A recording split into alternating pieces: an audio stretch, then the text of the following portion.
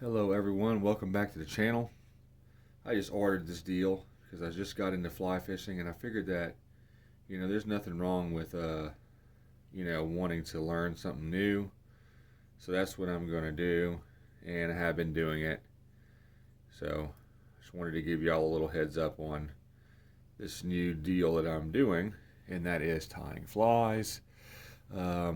So one of the issues that I was afraid of is that when I fly fish before, I use poppers, and there is a way to keep your flies dry by getting this powder stuff to dip them in and shake them up in and pull them back out and retie them, or I'm not exactly sure how that stuff works. But most of the time when I fly fish before, I just use the popper. And I tore up the bluegill, and it works great. It just really worked great. But I wanted to be able to get a fly to float without having to use a popper. I wanted to actually use a floating fly. So I tied one earlier. Let me grab it real quick right over here, see if y'all can see it. It is this one here. It actually doesn't look bad for my first fly. The wings are you can make out the wings and things like that. And I put a piece of foam on it. So I did order this foam for fly tying. It is from Bijuco Fly Tying Foam. It says right there. And it's cream color. I'm trying to stick with the more natural looking stuff because, fish always like eating natural stuff because that's what they eat most of the time, is something that looks natural. So I cut out this little piece earlier that I'm going to tie onto this hook. And yeah, so anyways, I got the string that I'm using here is, I don't remember what brand it is, but it is a brown fly tying string. So I'm going to go ahead and do some wraps all the way to the back of the shank here. And this stuff does flatten out and it splits. It's really crazy how this stuff works. So I do got some coming in the mail right now. I don't know when it's going to be here. Let's wrap back up to the front. It's going to give us a good thing to tie to. That way it's not going to be a slippery old hook. There we go. So I got a little bit hanging off the back there. Go ahead and snip that off. Once again, I do have my fly vise. I didn't say this earlier, but it is just hooked on a 2x4. And it works. It keeps it there. I literally got this fly tying vise off of eBay for like 30 something bucks. It came with all these tools. The whip finisher thingy and a whole bunch of clamps and other little deals. So yeah, so right now I'm going to go ahead and do the tail because I'm going to work my way from the back to the front. So I have this Hairline brand large northern bucktail. It is brown. I don't know how well y'all can see that. I'm going to go ahead and cut some parts off of here. That way I can use that to make the very back part. There's also, somebody threw some pink in here some type of way. So I have these like random pink strands. I think I'm going to use some of those to just add into it, possibly. I'm going to set them here. But for right now, I'm going to go ahead and cut off a chunk of this tail. And I don't want to do too much. I don't want to do too little. So I'm just starting at the bottom of the base of the tail. And I'm grabbing a little pinch and I'm twisting it to make sure that it sticks together whenever I cut it. Which I'm doing that right now. You can't see it in the camera, but it is kind of something that takes getting used to. Like, I have like big hands. I don't know if that makes sense. People with big hands, it's harder for us to get stuff done than it is for like people with smaller hands to do some of the same little tedious tasks. So yeah, but it's not bad. It is what it is. We deal with this stuff all the time. So I twist it, that way I get it in a little bundle. Women were probably better at doing this than myself. Oops. Bump that. Go ahead and make this little cut. Bam. That's done. Is it done? No, I missed some. There we go. So now that I have that cut, switch hands here. You gotta make sure, like on the last fly that I tied, I should have done a little bit stuff different, but it was the first one that I did, and I'm not really caring about getting a certain fly pattern down or any of that stuff. I'm just wanting to do this to be able to have some natural looking stuff to go fishing with, and hey, I tied it. So let's go ahead and get this back to the back again, because I'm going to wrap going towards the front. Go ahead and put this on there. So I'm sure a lot of you are really good at this. I am just starting, so bear with me. But this is Northern Buck Hair. Go ahead and stop that there. Pull some of this stuff forward. And this is what's going to stick out the back of my fly. So, yeah. Not too bad. Not too shabby. It gets done. Right now, I know you won't believe this, but it's like 2 something in the morning. Y'all probably will believe that. I work night shift, so it is what it is. You know, I don't mind working night shift at all. I mean, it's easier for me to get up and go to work in the afternoon for my night shift than it is for me to, you know, wake up in the morning and do the same thing, if that makes any sense. Let me move my camera over here so y'all can see a little bit better what's going on. Nope, wrong way.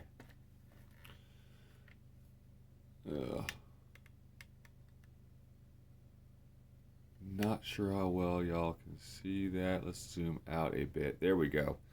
So anyways, there's some bucktail hair that I have on there right now.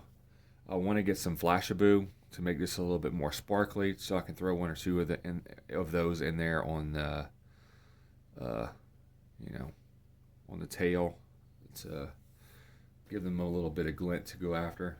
But I'm not going to do that right now. What I am going to do is I'm going to go ahead and add this little piece of foam that I cut earlier.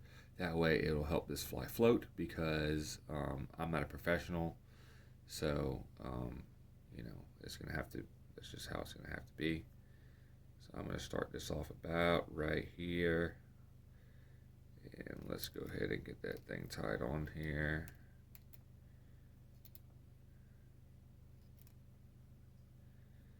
There we go. Let me go ahead and clean this off in the front. This is definitely something that I didn't think was going to be as fun as it is, and it definitely is a lot funner than I thought it would be, obviously, because sitting here making a video of it. And I'm a beginner, so if y'all can't tell, I ain't no professional at this. I've never fly fished and caught trout. I've fly fished and caught other fish like bluegill and stuff. I have caught trout with other types of methods, but as far as catching a trout with a fly rod, I have not done that.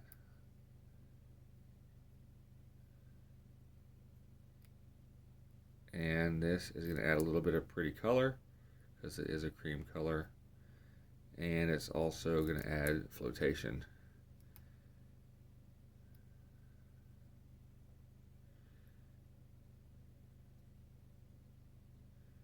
And I'm not trying to get this perfect, because if I tie down all the parts of the deal of the foam, then it won't float as good. So I'm not really wanting to completely do that to it. Plus it adds color, so if I cover it all up with the stuff, then I won't have that pretty color. So now I'm going to go ahead and let's see. I don't know. So I have some hackling coming, hackle or whatever you call it stuff, coming in the mail. So I'll be able to use that. There we go, just trimming up this thing, making it look better than it already does. And let's see what I have to use kind of as a hackle. None of these feathers are really long enough. People like to use something that's a lot thinner. I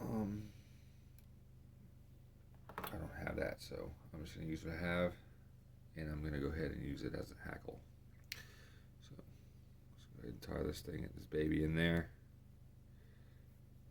Whoever came up with all these little tools and things for this job is pretty genius, just to do stuff like this. Because man, it is something else to do this.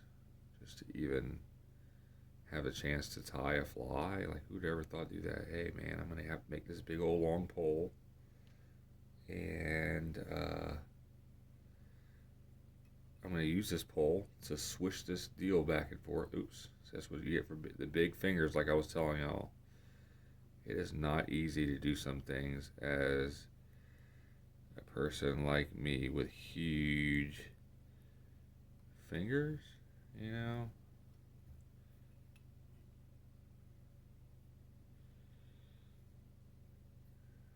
There we go.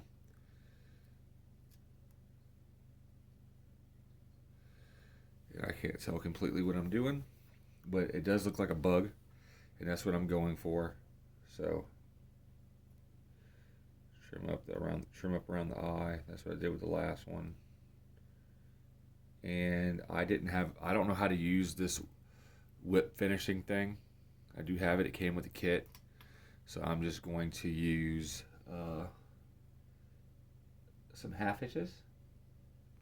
Half hitches, I learned how to do that on a boat, and they work well. So, anyways, this fly looks really good. Honestly, in my opinion, if I was a fish, I'd bite it, and I know that it's going to float. I'm going to trim some of the longer ones off the tail, and that's it.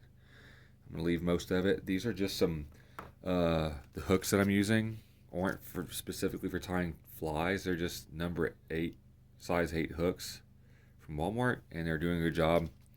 Those are the plain shank ones. I did for the last fly I tied. I used a bait holder, one of these, and I just used the pliers to smash down the little barbs in the back of the hook. That way those wouldn't be cutting my, cutting my fly, the string and stuff from tying the fly on there. Just trying to. This is probably the hardest part, is keeping the eye clear. But it is what it is. I'm going to put a bunch of revolutions up here in the front around this. There, so let's see. There we go. Just got to make sure that you keep the eye clear, because your string can get up around that, and it'll make it a lot harder to do what you need to do. Cool. And listen. I promise I've not done this before. This is literally the second fly that I've tied. There goes a half hitch. Bam, snugging that up. Another half hitches. You'd be surprised what a half hitch can do, especially if you work on a boat. Let me get this one off of there. Actually, 2 just come off. I don't have any Loctite yet. I'm not really worried about it. Once I get Loctite or whatever, I'll go ahead and at that point add that, because I don't have it right now. And all you gotta do is just put the fly back in the fly vise here, and once it's back on the vise, you can just put a drip or 2 of Loctite on them threads in the front, and then there you have it.